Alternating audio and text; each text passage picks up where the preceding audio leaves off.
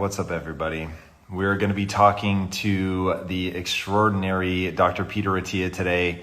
I'm very excited to bring him to you guys. He is somebody that we've had on the show a few times. He's also somebody that I know personally, and I think he's a super extraordinary dude. So he'll be giving us some insights into COVID-19, what's going on from a medical perspective, what's going on in the healthcare system, what we can do to protect ourselves, all that good stuff. So he should be joining us any minute. Again, we're going to be joined by Dr. Peter Attia today.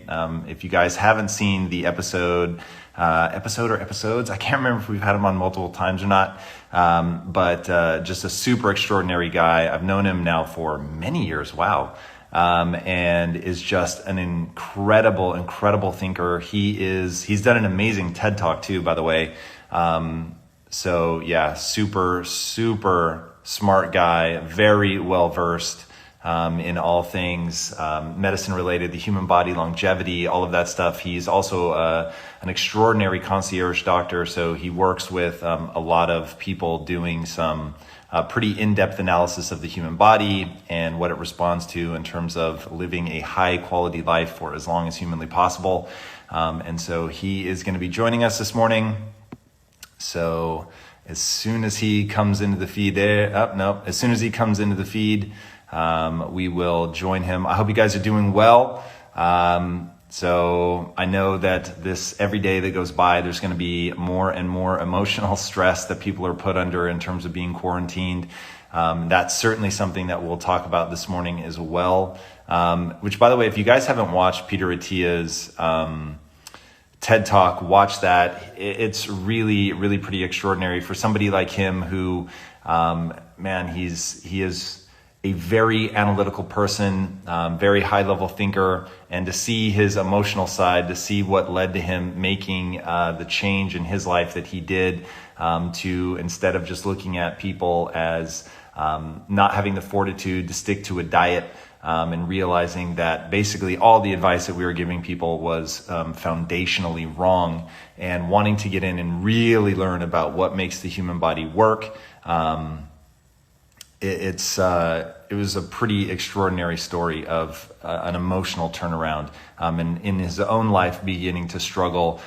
He was eating what the food pyramid told him to eat, and working out like a fiend, and yet not able to stay in shape, not able to stay feeling the way that he wanted to feel. For him to have that kind of big breakthrough was really powerful. If you guys bear with me 1 second, I'm just going to ping him and see if he is still on time. So bear with me here. Great TV as I hold the phone right up to my face.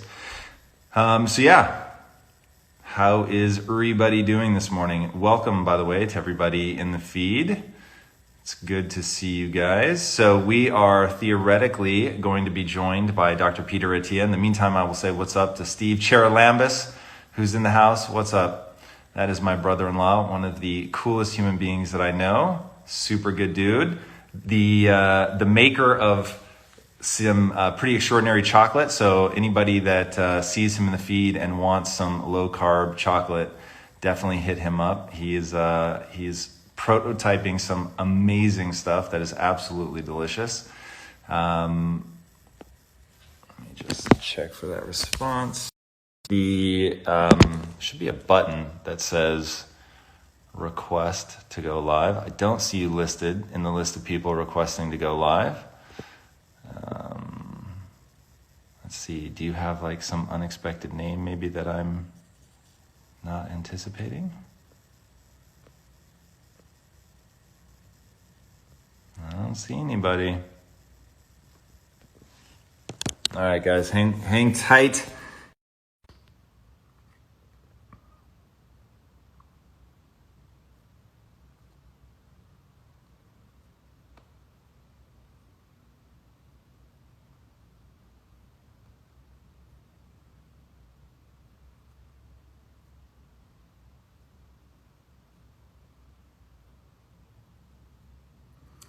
Anime Army. What is up, Anime Army?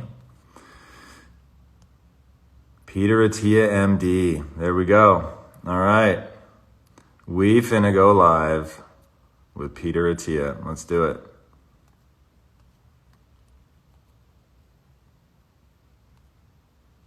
All right, what's happening here? Selecting you. Peter, I see you now, and I have selected you, but we are not going live for whatever reason. What is happening? All right, let me see if we can. Okay, now my buttons are appearing. God bless.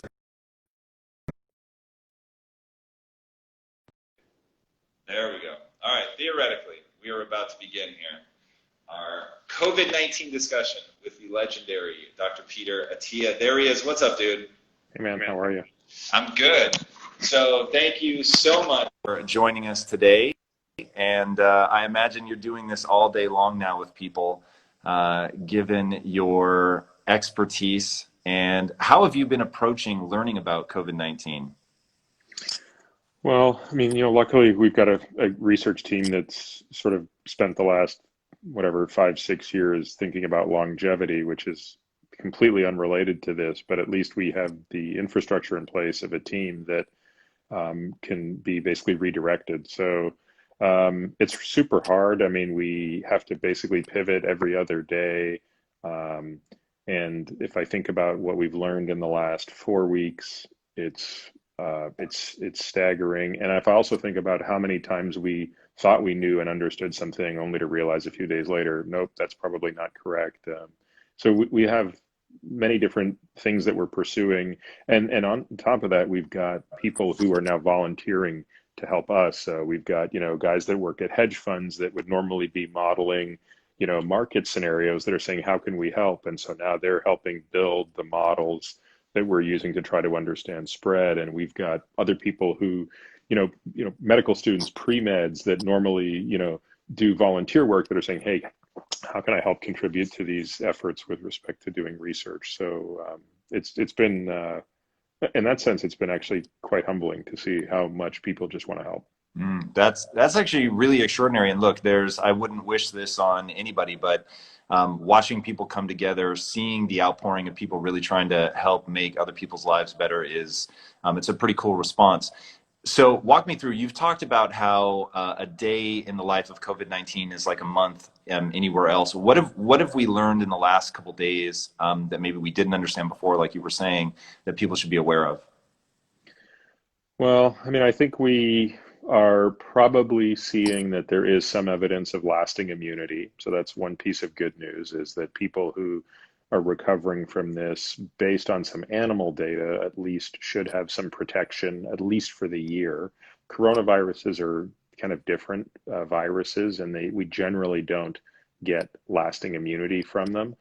The mild ones, at least, people did get lasting immunity from the really severe ones that caused SARS in 0304 and MERS. This is probably going to be somewhere in between. That's going to probably become relevant over the coming year. I think the other thing that we're learning is that we still don't really have an effective drug strategy that's been truly vetted. In other words, we have lots of anecdotal stuff. We have a lot of what's called off-label use and open label use, which means things that are being tested but without randomized controlled trials that look somewhat safe and somewhat promising. But the reality of it is we don't yet have a fully vetted strategy around drugs. I think the other thing we're seeing is that, New York does probably look like it's headed for a real stress on its healthcare delivery system. Our view a week ago today was that it would probably happen within 1 to 2 weeks, which means sometime this week, our projections, if they were half right, would suggest that there's really going to be a mismatch between how many people need medical care in New York and how many don't. The data as of last night were basically about 1,000 deaths in New York, but they're disproportionately in the boroughs. So how does one interpret that? Well, we interpret that to mean that the people in the boroughs were the most affected to begin with, because they were probably the ones that were most in the subways commuting into and out of the city. So actual deaths in Manhattan of those 1,000 were probably less than 200. So it's still, I think, a bit too soon to say. But if unfortunately, if I had to guess, I think the number of infected people in New York is much higher than we realize now. Mm.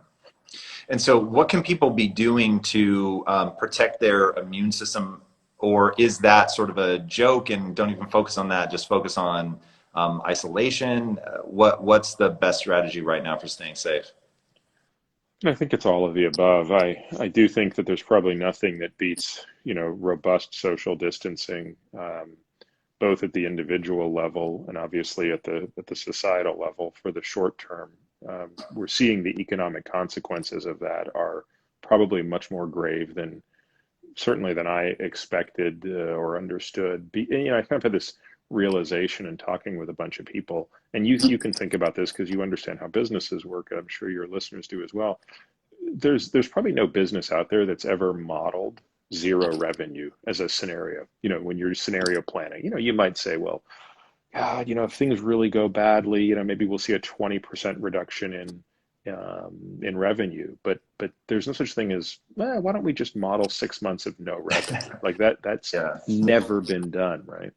So I say all that to say, like, I don't take this idea of social distancing lightly, but you have to be able to put this virus back on its heels. And a big part of that is sort of stopping the spread of a virus that really, if you were designing a virus to be maximally destructive, you would definitely take a few things from the SARS-CoV-2's playbook.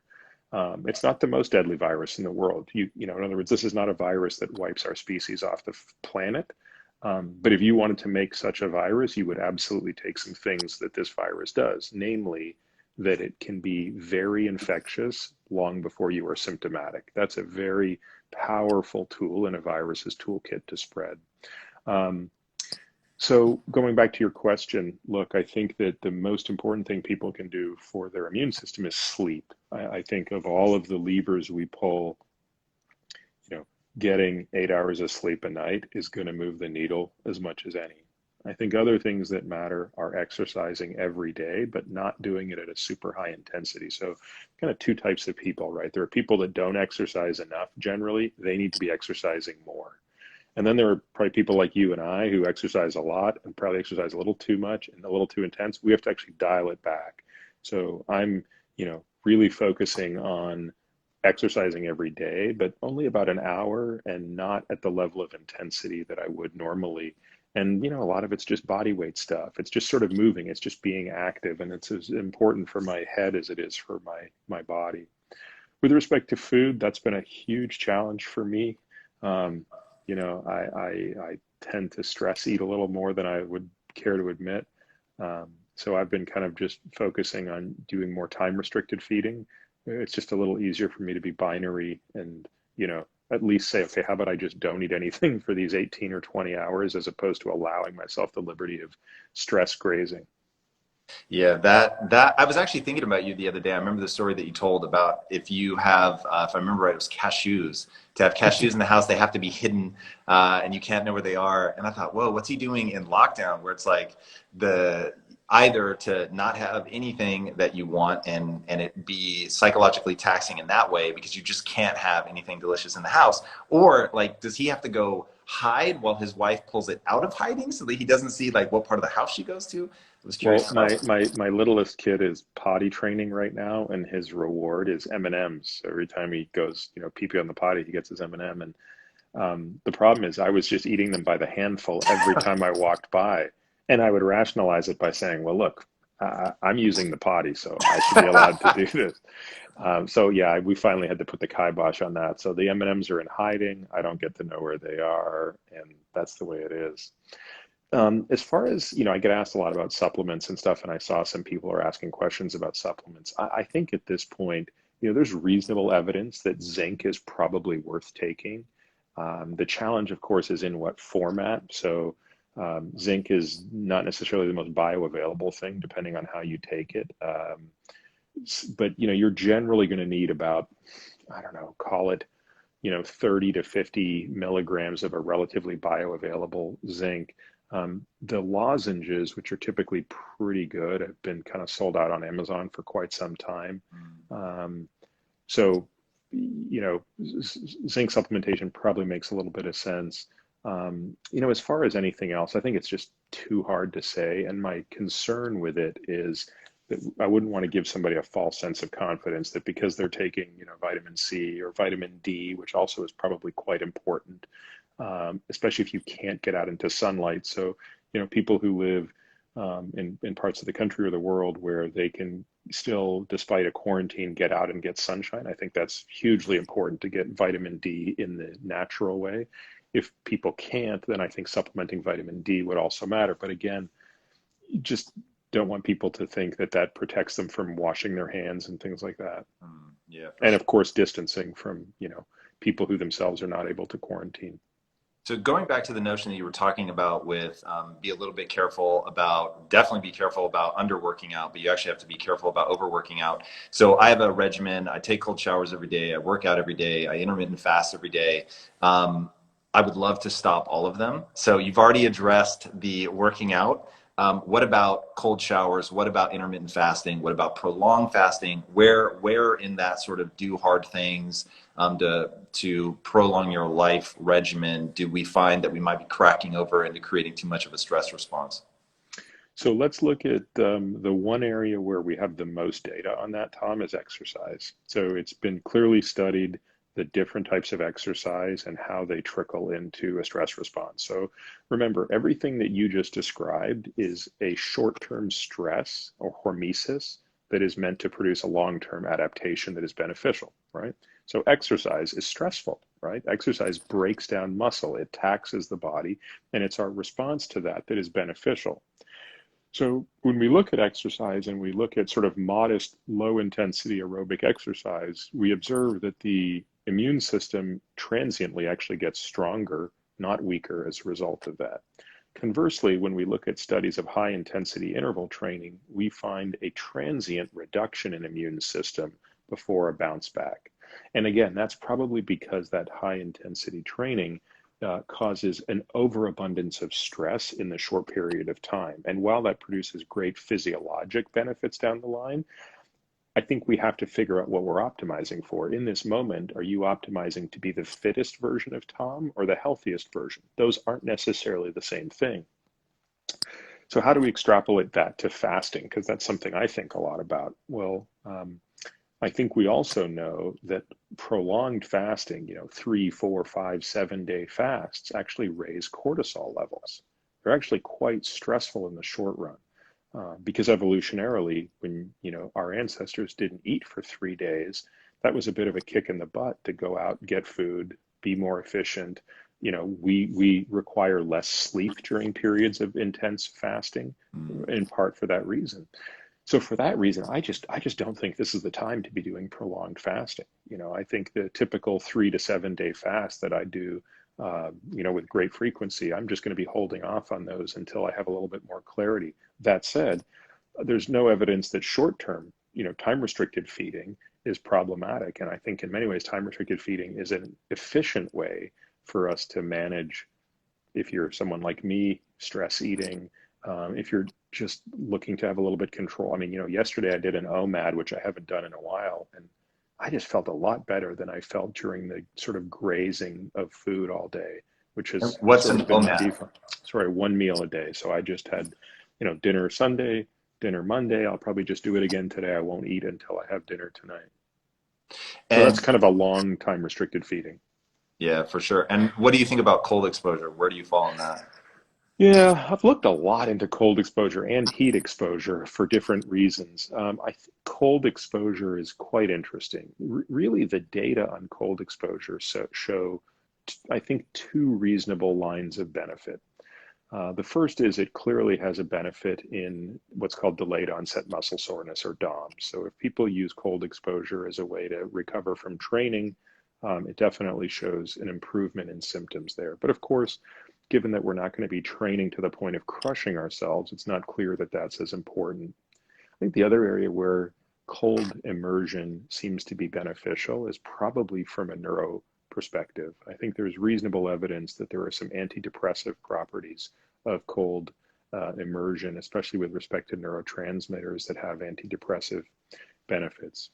Contrary to popular belief, there's really a complete dearth of evidence suggesting that cold therapy boosts immune function, reduces, other types of inflammation, or generally produces much benefit. I mean, the benefits on heat therapy are much greater than cold therapy. So I'm not, I guess I wouldn't say that cold therapy is necessarily harmful because I don't think, it produces any downsides. Obviously, mild cold therapy is also known to activate brown fat, which is metabolically quite active. Um, and truthfully, it doesn't occur to me that that would necessarily be a bad thing or necessarily a beneficial thing. So I guess long-winded answer would be, um, if cold therapy helps you feel better, like literally for some people, I think it is just an amazing antidepressant. This would be a great time for it because I think for many of us right now, the sort of anxiety and uncertainty of what's going on is itself a burden. I've seen one thing go through the comments a lot, which is people wanting to know if a multivitamin is something that'll be useful. I'm assuming if it doesn't contain zinc, that it's probably zinc and vitamin D were, as you were talking, sort of the two things I took away as maybe being the most important. But is there a multivitamin that you recommend, or is it a waste of No, I think multivitamins are not great because they basically have too little of the things you want and generally more of the things you don't care for. So my view is if you're going to supplement something, if you believe that you can't get enough vitamin D from sunlight, then you really probably need to just be taking straight up vitamin D3, and probably 2 to 5,000 IU is a sufficient dose. Similarly, if you're not getting enough vitamin C in your diet, you probably ought to just fully supplement vitamin C. And if you're not getting enough of the Bs, B6s, B12s, folic acid, again, this is an important point to consider, right? There are many people who aren't able to get fresh foods the way they once would. So again, those are times when you want to turn to supplementation. But my view is go directly for the supplement as opposed to the multi. I've never really understood the value of multivitamins except for marketing. Mm. Very fair. So in a time of limited access to foods, if we were going to try to do it all through foods, which I certainly will do my best, I try to get sunlight as close to every day as humanly possible. I'm very fortunate to live in Los Angeles, where it's not exactly a hardship to even just like stick your head out a window. And I've tried to revisit. So obviously I'm in a fortunate position now where it's much easier to deal with being in a quarantine. I'm trying to revisit like what this quarantine would look like at the different phases in my life. When I was dirt poor, didn't even have a balcony, it was like, but there was one window in the house that you could wind open in the kitchen. And it's like, if you legitimately could not walk out your front door, could you at least, stick your head out the window? The importance of getting fresh air. But anyway, that's sort of a side point. What I really wanted to ask was, if we were going to try to do all of this without supplementation, what are the things like, should we be getting red meat? Because I know that red meat contains all the vitamin C that you're going to need. Should we be eating certain leafy greens? Like, what are the like 4 or 5 things if we know that we only have access to a limited number of sort of widely available things, what would that selection be? Well, I mean, we have to be careful about assuming we can get enough vitamin C in meat. That's really only true if you're not consuming carbohydrates with it. So in the case of like the Inuit and the Maasai, who were basically just eating meat, you're right, they could get trace amounts of vitamin C in there, but because they didn't have any glucose in their diets, it was sufficient. But if one is, eating meat and potatoes, but not eating, anything that's citrusy, lemons, oranges, things like that, they're probably not getting enough vitamin C and they might want to supplement it. With respect to vegetables, we've taken a cautious principle internally in our practice now and recommended the following to our patients. Most of us, of course, are getting groceries delivered intermittently. If you're not, lucky enough to have a garden where you can grow your own stuff. We take this idea pretty seriously that you want to be able to assume that any piece of food that comes in your house is carrying a virus on it. And the good thing about this virus is we know that it's quite susceptible to soap and water. It's not like a virus that is unkillable, but you've got to be able to, scrub it with soap and water. So things like lettuce, berries, things where the surfaces are just not amenable to a full cleaning, we're just kind of avoiding. And you've heard me joke about how much I love salad. Every day I need a salad in a bowl the size of my head. So that salad has morphed. So that salad now is, which used to be a very leafy sort of salad, is now basically tomatoes, cucumbers, carrots, and bell peppers, which are basically all things that you can completely wash, Mm. cut up, a little olive oil, lemon juice, and away we go. So that's kind of a pivot that I've made on that front. And then, if, it's also sort of, relying on, so far less fruit than normal. Um, and again, we're fortunate from a meat standpoint because I hunt and we've got a freezer that's just sort of stockpiled with venison. But again, I just sort of think like it's the biggest issue with respect to food is like trying to minimize the destructive eating.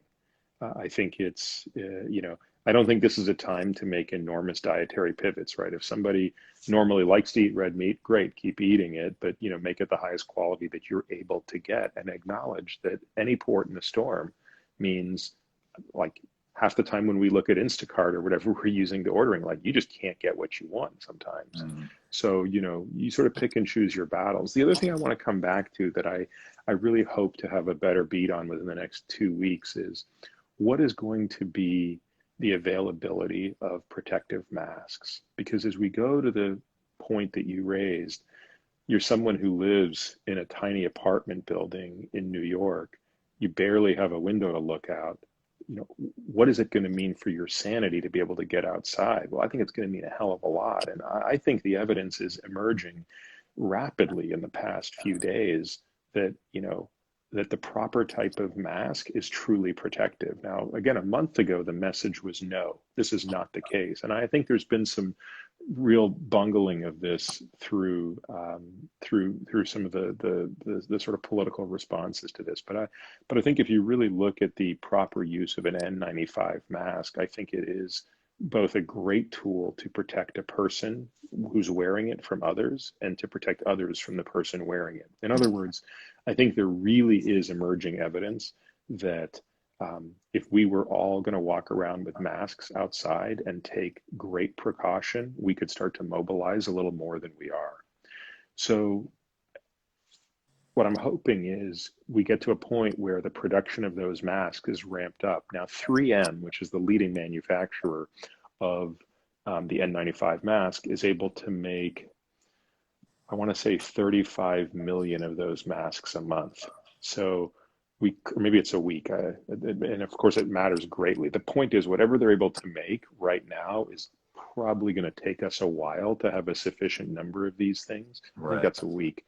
So we've I think we're still early in the days of knowing that everybody can have sufficient access to these things.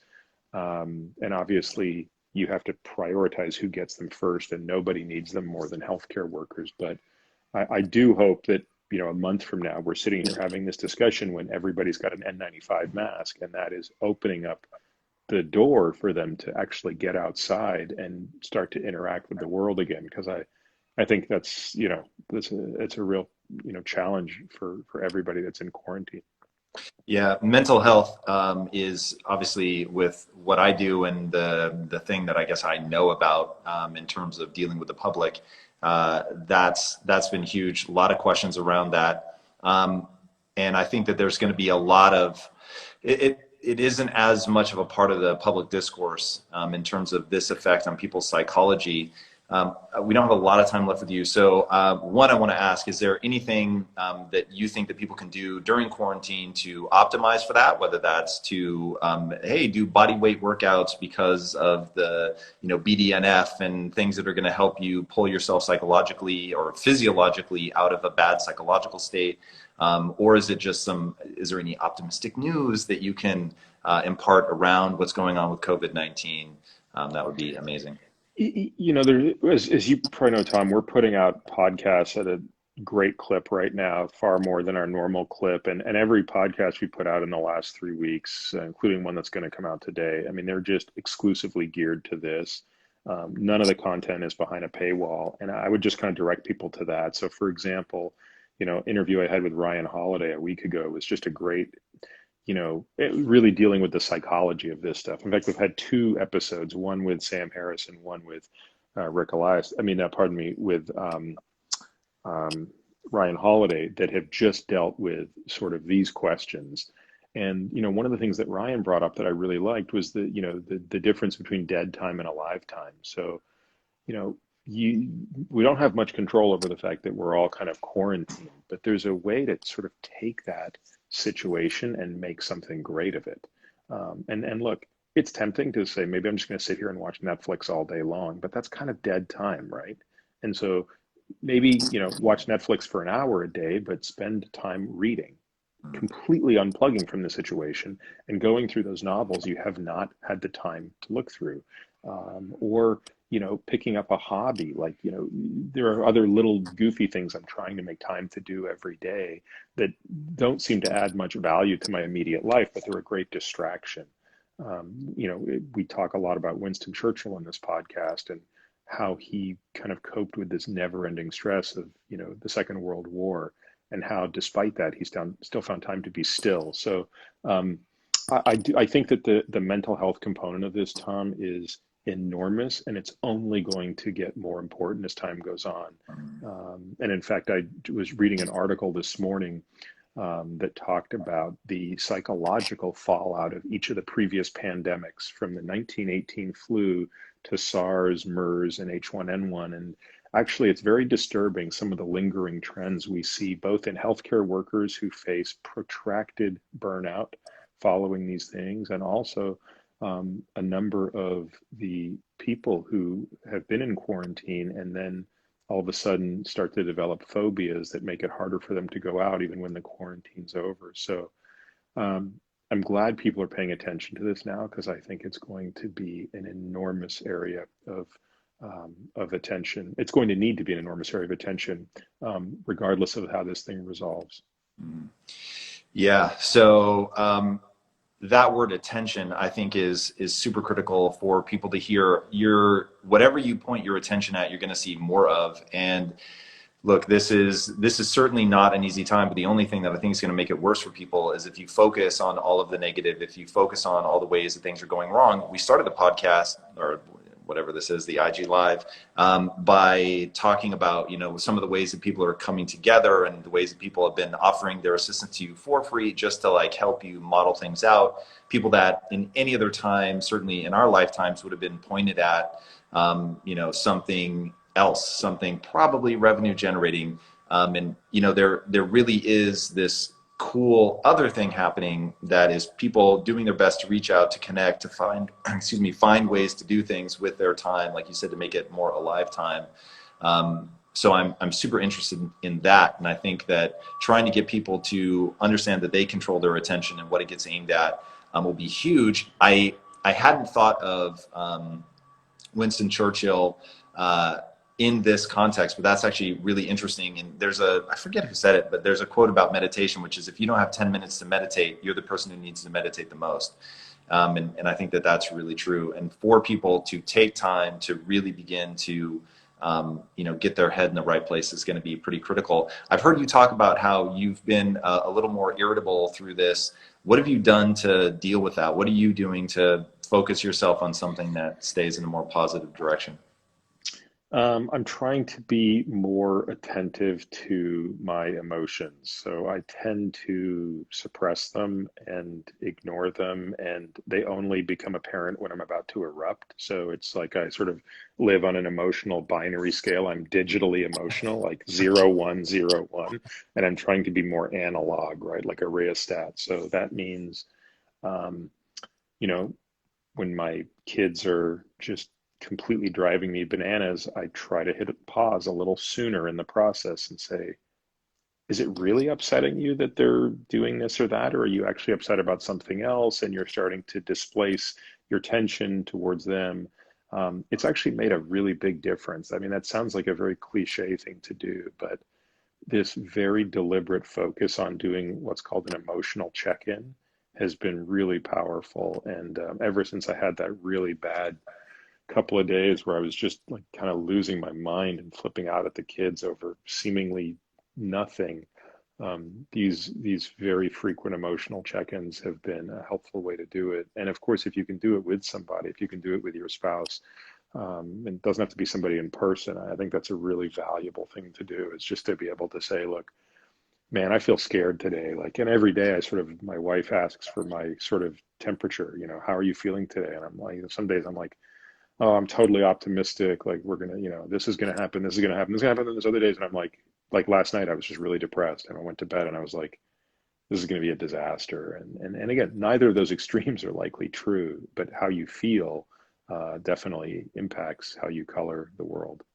Yeah, that is for sure. Well, my friend, thank you so much for joining me, dude. It is always awesome to connect with you and spend a few minutes together.